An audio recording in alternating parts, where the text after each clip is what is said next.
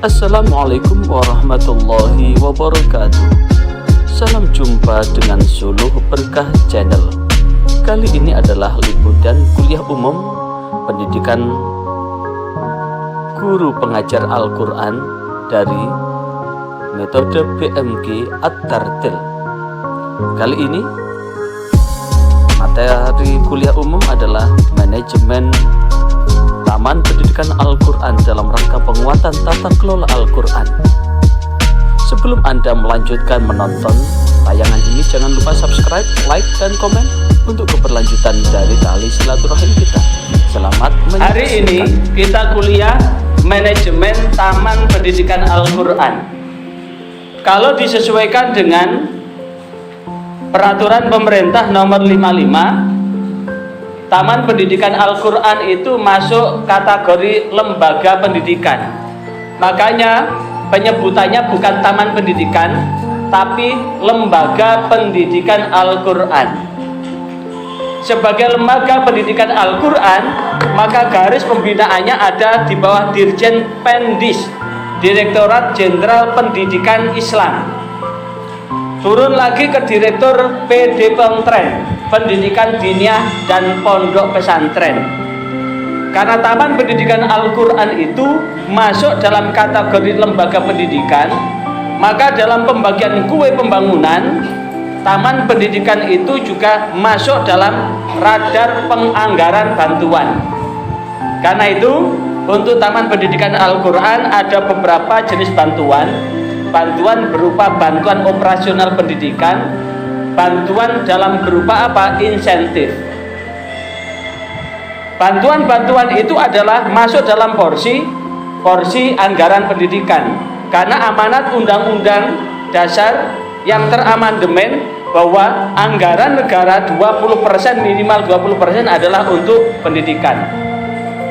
Tapi satu hal, bahwa walaupun secara ansih, secara tertulis bahwa di situ ada beberapa hal, tapi keterkaitan dengan Al-Quran yang ada di dada ini adalah tetap mengambil apa yang didhawuhkan Rasulullah SAW.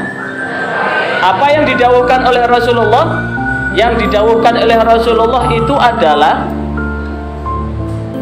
khairukum man ta'allamal Qur'an wa 'allamahu. Sebaik-baik orang di antara kalian adalah orang yang mengajarkan Al-Quran, kalau sudah punya ilmu, wa'allamahu, dan mengajarkannya.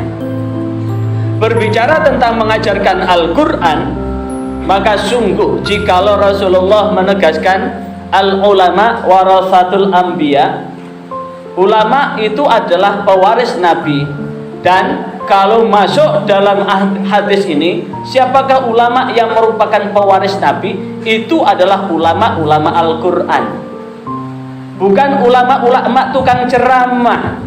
Karena ceramah itu kadang-kadang bukan mengandalkan isinya, tapi kadang-kadang bagaimana isi ceramahnya itu bisa diterima, sehingga menggunakan berbagai macam trik, sehingga menggunakan namanya entertain. Sehingga muncul kalimat banyak hiburan, banyak apa itu? Hiburan, tapi berisi apa? Berisi ajaran, tapi banyak ajaran, tapi lebih banyak ke hiburan.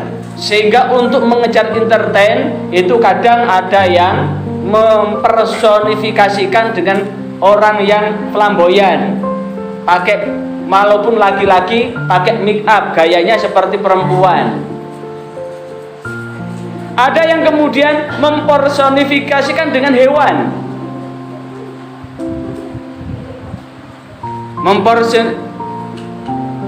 Kiai titik-titik sakti itu kan mempersonifikasikan dengan hewan kan? Ada yang mempersonifikasikan dengan wayang golek, yang wajahnya persis dengan wayang golek. Itu apa? Kiai siapa itu?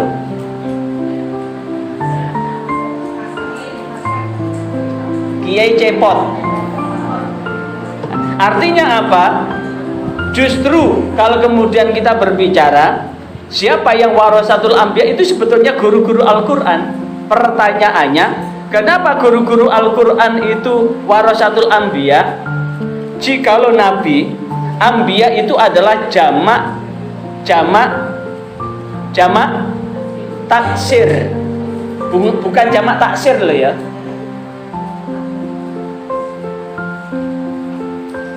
Al-anbiya itu adalah jamak taksirnya atau bentuk jamaknya dari nabi, dijamakkan menjadi jamak taksir anbiya, beberapa nabi. Ulama itu dari kata alim, dijamak taksirnya adalah ulama. Ulama warasatul anbiya, ulama yang merupakan pewaris para nabi. Nabi itu adalah orang yang dipilih oleh Allah untuk menerima wahyu. Di samping nabi ada namanya rasul, orang yang dipilih oleh Allah untuk menerima wahyu, dan wahyu itu disebarkan kepada umat, diajarkan kepada umat. Itulah namanya nabi dan rasul. Mukjizat nabi yang terbesar, mukjizat rasul yang terbesar dari 25 rasul itu adalah mukjizat yang Allah turunkan kepada baginda Muhammad, yaitu Al-Quran. Al-Quran itu adalah firman Allah yang diturunkan kepada baginda Nabi Muhammad Sallallahu Alaihi Wasallam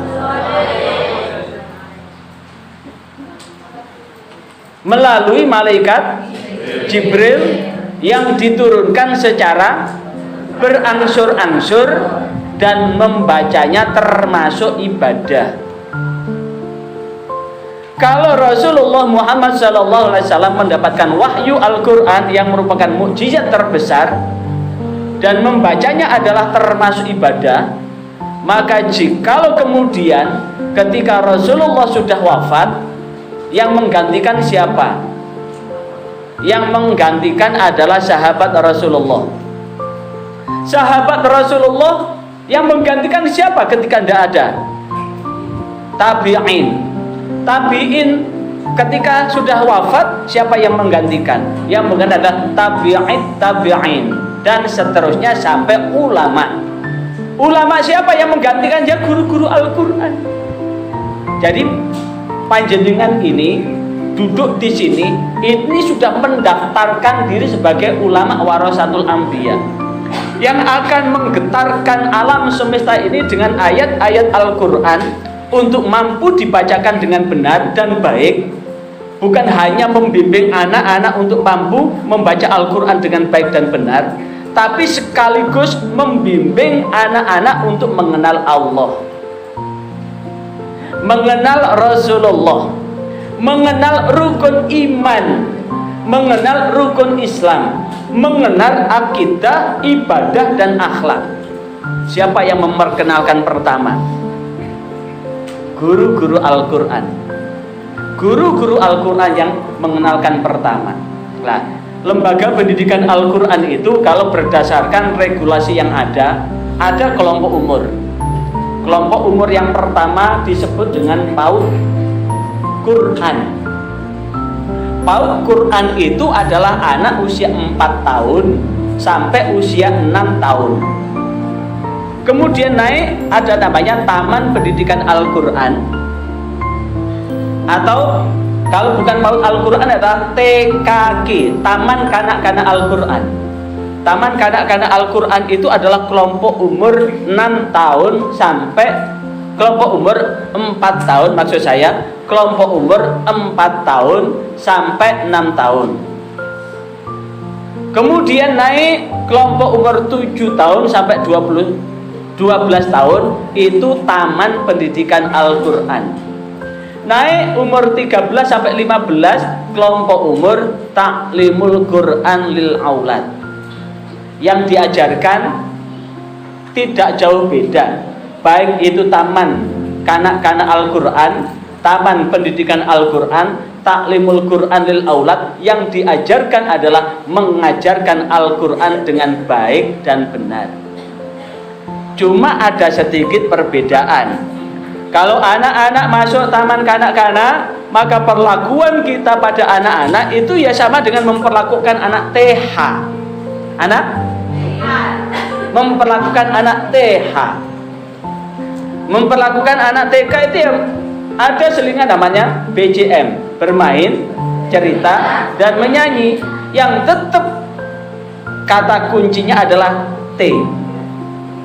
Apa kata kunci T itu? Kata kunci T itu adalah menjadikan tempat mengajarkan Al-Quran itu dipersonifikasikan, diwujudkan, diterapkan, dimanifestasikan, dan dilingkupkan suasana yang seperti taman. Tahu taman?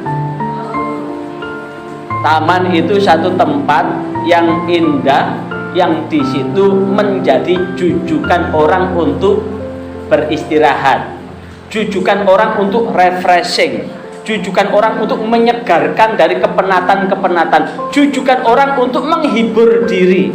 Orang sedih pergi ke taman untuk apa? Menghibur diri, supaya begitu keluar dari taman itu hatinya yang sumpek berganti bahagia, hati yang galau berubah menjadi tidak galau. Walaupun punya hutang, utangnya hilang semua.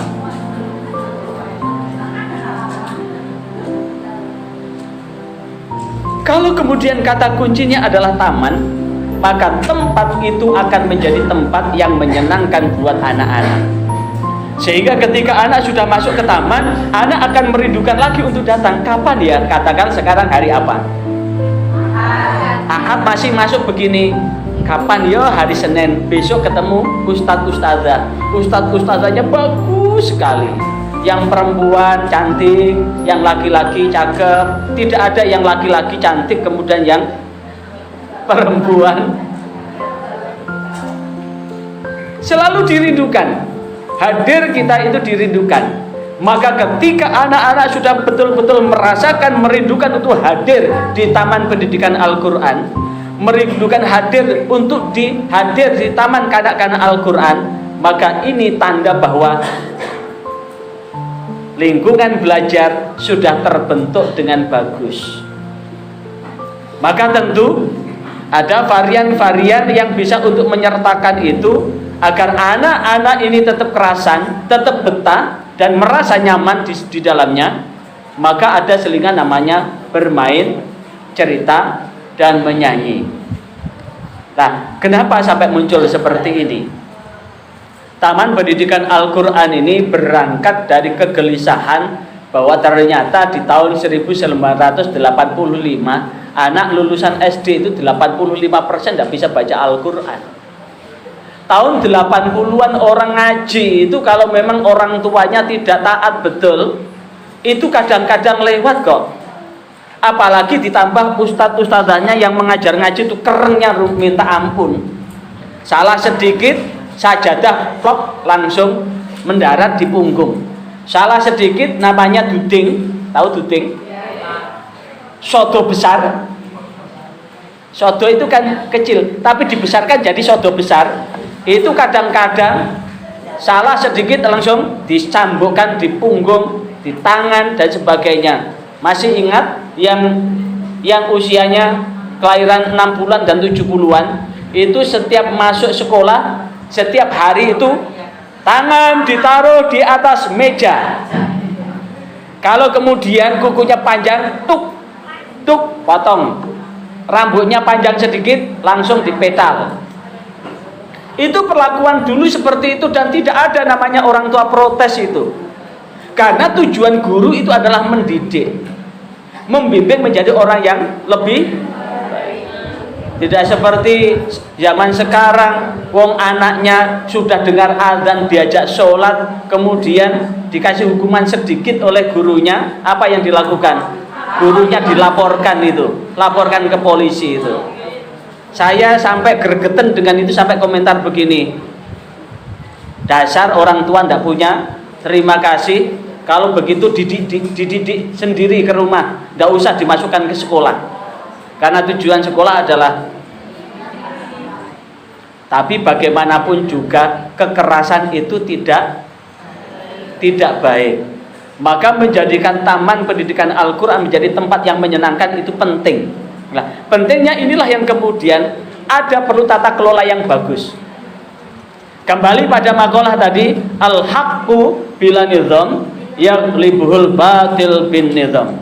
Kebenaran yang tidak terkelola dengan baik akan mampu terkalahkan dengan kebatilan yang terkelola dengan baik.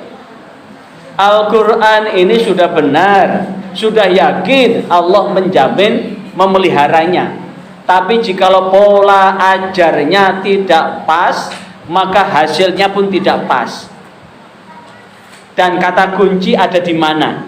Kata kunci adalah ada di ustadz maupun ustazahnya. Karena al-ustadzu ahammu minat thariqah, wa thariqah ahammu minal maddah. Materi sebagus apapun, jikalau tidak diajarkan dengan tata cara yang benar, materi sebagus apapun jikalau tidak disampaikan dengan metode yang bagus, maka hasilnya tidak maksimal. Tapi metode sebagus apapun, jikalau gurunya yang mengajarkan, ustadznya yang mengajarkan tidak bagus, maka metode tinggallah metode. Berarti metode sebagus apapun, kalau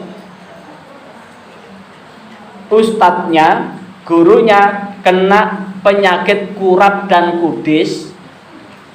Kurap itu kurang rapi perencanaannya, kudis kurang disiplin, wayai blonjo, wayai buuan, wayai mantenan, libur nak ya karena tetangga sedang. Atau begini ngajar, kopiahnya ditaruh di meja. Anak-anak, hari ini sudah sampai juz berapa anak-anak ya? Udah, sekarang dibaca sendiri. Ustadz mau ke kantor dulu. 1 jam, kurang 5 menit, enggak kembali baru, kurang 5 menit, baru balik. Gimana? Udah deres tadi anak-anak? Udah Ustadz. Udah ya, setornya besok aja ya. Ustadz mau pindah ke TPQ yang lain. Lah kapan selesainya? Kalau setiap hari yang ditinggal adalah kopiahnya. Udah datangnya telat, begitu masuk tidak langsung ngajar. Nah, itulah yang kemudian pentingnya manajemen ini dalam menata ritme itu. Nah, berangkat dari itu, apa yang dimaksud dengan manajemen?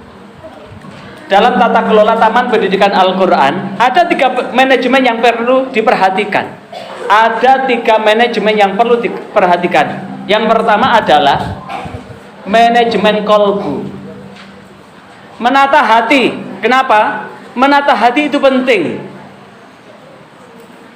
Jikalau tidak ditata hatinya mengajarkan Al-Quran, yang dicari, yang dikejar hanya materi toh, tidak ada nilai unsur niat bahwa itu adalah bagian dari ibadah, maka akhirnya itu akan tertipu. Apalagi yang dicari adalah hal-hal yang bersifat materi. Kalau yang dicari adalah hal yang bersifat materi, maka ujung-ujungnya akan kejar setoran.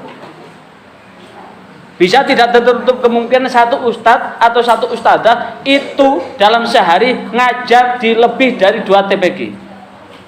Jam 1 di TPQ A, jam 2 di TPQ B, jam 3 di TPQ C, jam 3 di TPQ D, yang masing-masing itu dikasih setan waktu 1 jam dan tidak dihitung bahwa dari TPQ A, B, C, D itu adalah butuh waktu untuk berjalan. Yang pertama, dia akan kejar target untuk supaya bisa pokoknya secara administratif dia masuk. Apakah dia masuk tepat waktu atau tidak? Maka hasilnya hanya sekedar dapat capek. Tapi coba 1 TPQ dikelola yang bagus. Bagaimana cara mengelola? Nanti ada beberapa rumus di belakang. Dikelola yang bagus dengan 1 TPQ, maka 1 TPQ itu akan menjadi pupuk buat kehidupan ini. Janji Rasulullah kan sudah sangat tegas dan jelas. khairukum man ta'allamal Qur'an wa 'allama. Inilah penting yang ditata. Pertama adalah tata hati dan tata niat. Menata hati dan menata niat itu disebut dengan memanage kolbu kita. Karena itu, kenapa Rasulullah ngasih contoh sebelum kita salam, kita disunahkan untuk membaca doa ya muqallibal qulub tsabbit qalbi 'ala dinik.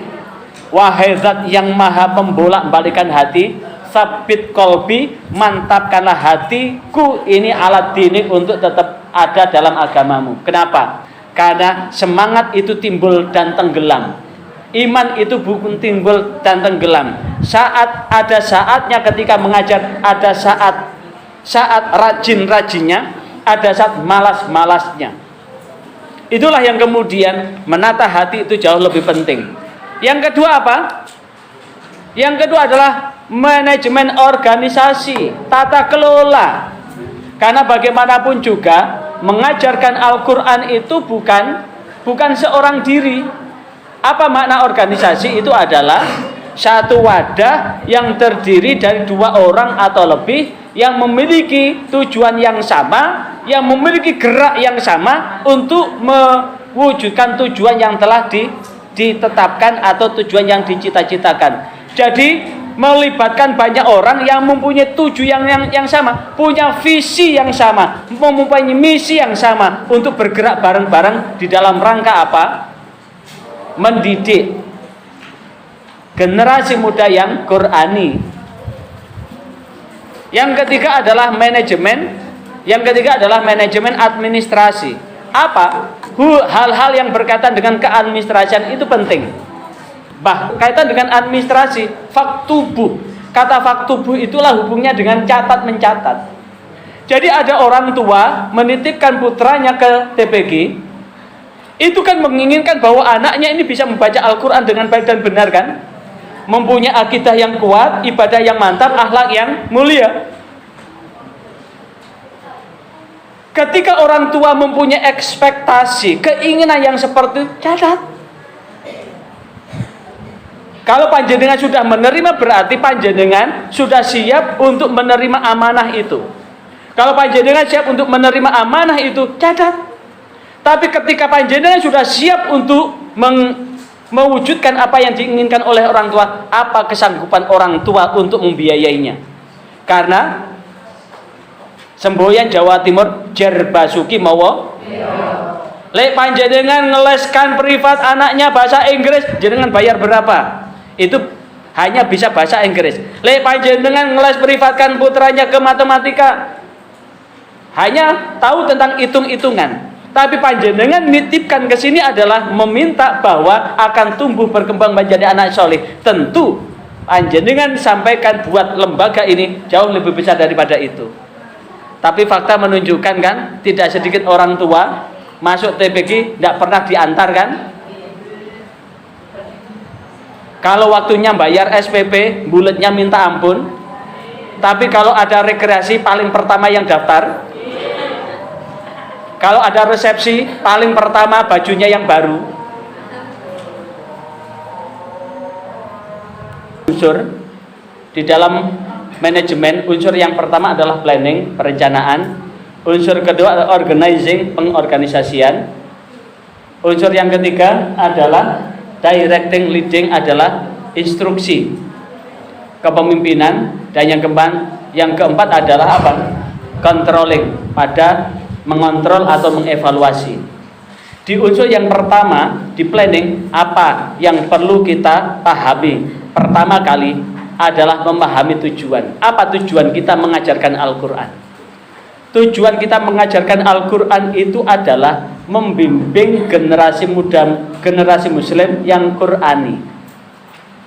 Ini yang perlu diucapkan. Jadi apa tujuan kita mengajarkan Al-Quran?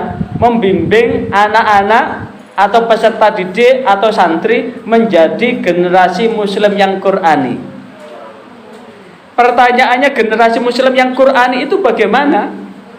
Yang pertama, generasi indikator generasi muslim yang Qur'ani itu satu, adalah generasi yang menjadikan Al-Quran sebagai bacaannya. Yang ketiga, Generasi muslim yang Qur'ani adalah generasi muslim yang menjadikan Al-Quran sebagai pedoman hidupnya. Yang ketiga, generasi muslim yang mampu menjadi teladan buat teman sebayanya. Untuk yang indikator yang pertama, menjadikan Al-Quran sebagai bacaannya, Al-Quran itu sangat cocok dibaca dalam situasi apapun dan bagaimanapun. Orang menikah baca Al-Quran cocok mboten? Begitu menikah baca Al-Quran cocok enggak? Hamil dibacakan Al-Quran cocok enggak? Lahir dibacakan Al-Quran cocok enggak? Kemudian disunatkan baca Al-Quran cocok enggak? Bayi meninggal dibacakan Al-Quran cocok enggak? Hol kakek buyutnya dibacakan Al-Quran cocok enggak? Coba sekarang Al-Quran diganti dangdut. Saat menikah nanggap dangdut cocok. Saat mau melahirkan bacakan Al-Quran ditanggapnya dangdut cocok, karena itu sebagai trik untuk mempercepat kelahirannya. Apalagi pakai sound horeg, bukan hanya atap yang ambrol, tapi itu bisa perlu ambrol begitu. Tapi coba bagaimana kalau kakeknya, neneknya, ibunya meninggal nanggap dangdut?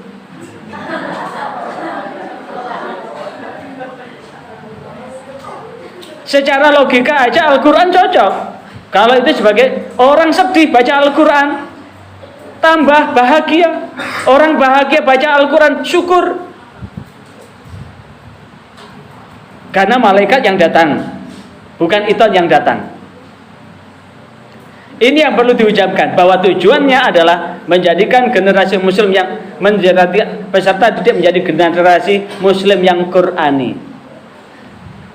Kemudian sasarannya siapa? Jelas. Kalau TK, usia TK namanya TKQ, usia 4 tahun sampai 6 tahun. Usia 7 sampai 12 tahun, Taman Pendidikan Al-Quran. Usia 13 tahun sampai 15 tahun, Ta'limul Quran lil Aulad. Kalau ini pakai metode ini, ada paket dasar dan paket marhalah. Paket dasar diantar dengan 6 jilid. Jilid 1, 2, 3, 4, 5, dan 6. Paket marhalah adalah marhalah ula, wusta, dan akhir. Kalau kemudian ini direncanakan betul, sekali lagi direncanakan betul, maka target bisa dipenuhi. Lembaga pendidikan Al-Quran yang sehat itu mengantarkan anak lulus Taman Pendidikan Al-Quran, baik itu paket dasar maupun paket marhalah, 4 tahun selesai. 2 tahun paket dasar, jadi jilid 1 sampai jilid 6 maksimal 2 tahun selesai. Marhalah 2 tahun selesai dengan alokasi perencanaan yang matang, selesai. Yayasan AMM, Angkatan Muda Masjid dan Musola, yang di situ miliknya Yai As'ad Humam, yang menyusun metode Iqra, itu merancang bahwa proses belajar mengajarkan Al-Quran 1 tahun selesai, dan itu bisa diukur 1 tahun selesai, dari 0 sampai bisa membaca Al-Quran dengan baik, itu 1 tahun selesai. Dan kemarin sempat diundang oleh Subdit Lembaga Pendidikan Al-Quran, Direktorat PD Pontren, Dirjen Pendis, diundang ke Jakarta kemarin. Tim pengembangnya itu ternyata rasional betul, 1 tahun selesai. Tapi ingat, segala sesuatu itu dengan perencanaan. Target bisa selesai. Makanya tujuan diucapkan, sasarannya siapa, targetnya. Dan untuk masih di perencanaan, yang direncanakan pertama kali adalah tentukan standar kelulusannya, SKL-nya. Bagaimana menentukan standar kelulusan? Standar kelulusan bahwa dari TPQ A yang dikelola, minimal ketika diuji bacaan Al-Quran dari juz 1 sampai juz 30, nilainya paling tidak 80. Ustadz aja kan nilainya 80 baru ikut kuliah umum kan? Kalau kurang dari 80 lulus gak? Ngulang lagi kan? Nah kalau ustadznya 80 ya turun sedikit lah, 78 lah, jangan banyak-banyak. Disparitas jangan banyak-banyak. Ditentukan standar kelulusannya. Kalau standar kelulusannya misalkan nilainya Al-Quran itu 78, akhlaknya berapa, penerapan akhlaknya berapa, ibadahnya berapa, ditentukan. Kalau standar kelulusannya sudah ditentukan, baru kemudian tentukan standar isi. Apa itu standar isi? Materi yang diajarkan. Materi itu berarti seluruh perencanaan, baik itu rencana keseluruhan yang disebut dengan silabus.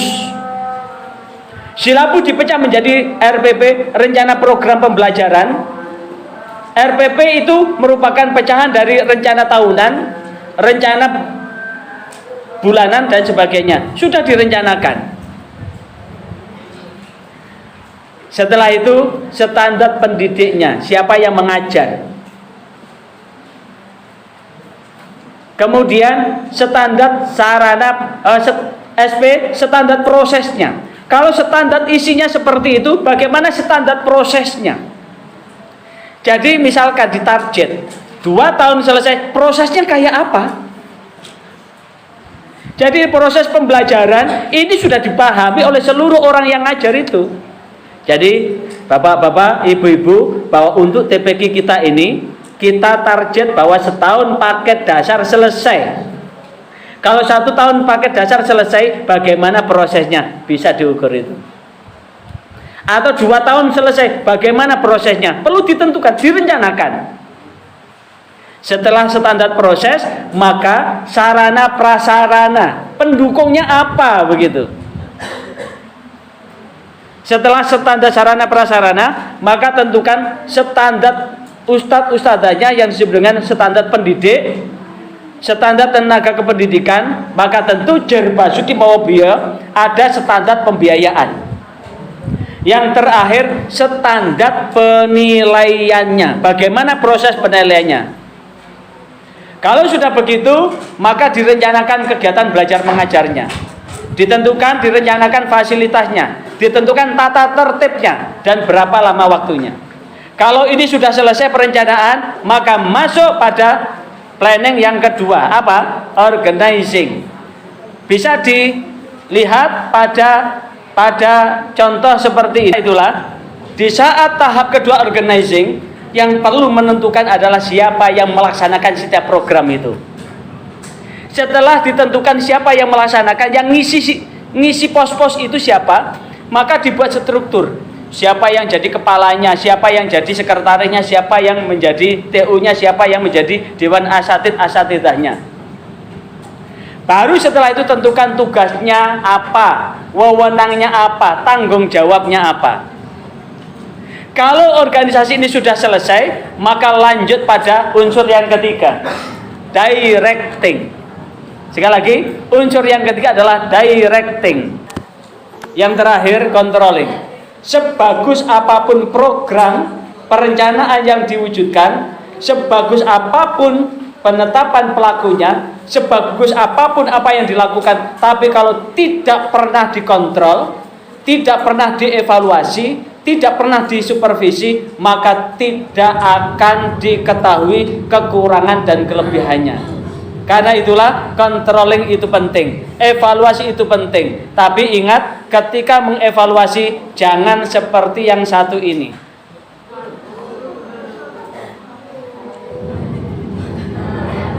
Sekali lagi, mudah-mudahan yang sedikit ini ada guna dan manfaatnya. Ingat bahwa mengajar Al-Quran itu adalah sebagai pasukannya Allah, Jundullah, sebagai warasatul anbiya, yang menggetarkan firman-firman Allah di dalam kehidupan yang nyata, yang akan mengejawantahkan, memanifestasikan, menerapkan nilai-nilai Al-Quran dalam kehidupan kita sehari-hari. Bukan hanya melangitkan Al-Quran, tapi membumingkan Al-Quran. Peran panjenengan sebagai guru-guru Al-Quran itu jauh lebih penting daripada seorang mubaligh. Karena apa? Guru Al-Quran adalah orang yang pertama kali mengenalkan Allah, akan melogikakan untuk mengenal sifat-sifat Allah, akan melogikakan sifat-sifat Rasulullah, akan yang mengajarkan sholat, ibadah, akhlak dan sebagainya. Walaupun itu diterapkan dalam bingkai bermain, cerita dan menyanyi. Tapi ingat, itu adalah tugas mulia. Tugas mulia harus dihargai dengan kemuliaan pula. Maka dengan begitu, mudah-mudahan Allah memuliakan kita semua, menjadikan diri kita Selamat Sebagai dunia. penutup, mari kita berdoa dengan senandung Al-Quran. Semoga Al-Quran menjadi pelita buat hidup dan kehidupan kita menuju keselamatan dunia hingga akhirat. Allahumma arhamna bil Qur'an waj'alhu lana imaman wa nuran wa hudan wa rahmah. Allahumma zakirna minhu ma nasina wa 'allimna minhu ma jahilna warzuqna tilawatahu ana al-laili wa atrafan nahar waj'alhu lana hujjatan ya rabbal alamin. Al-Fatihah.